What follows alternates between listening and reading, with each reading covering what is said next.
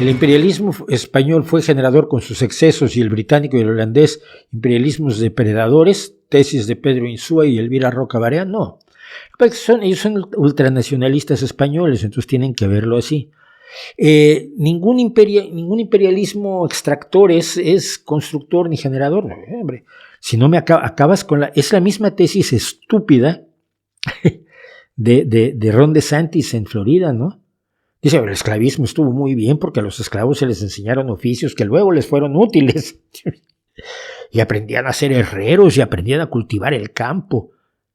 Lo dice Ron DeSantis y tú dices, pero qué destrozo moral, aparte de intelectual, tiene que tener alguien para tragarse eso, pues el mismo que tiene para hablar estos ultranacionalistas. ¿Qué es lo que pasa? Puedes verlo al revés. El imperialismo británico y holandés que se ejercen solamente sobre los súbditos británicos y holandeses se expresa en ciudadanos británicos y holandeses que van a trabajar, que van a apoderarse de un país a trabajar y a desplazar, asesinar, torturar y aniquilar y arrinconar a las personas que tenían esas tierras, porque ahora esas tierras son mías. Los españoles, por su parte, el imperio español no venía a trabajar.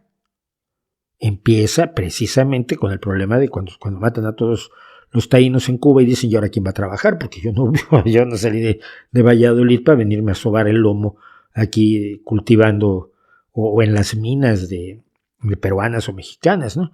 Y entonces pues fueron los indígenas o los esclavos negros los que trabajaron en lugar de los españoles mucho antes de que la esclavitud se volviera la base de la agricultura estadounidense en el sur.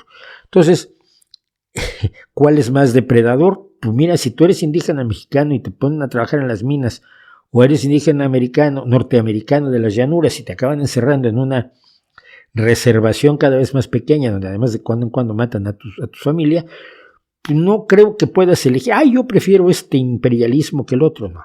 Eran horrorosos y así hay que verlo.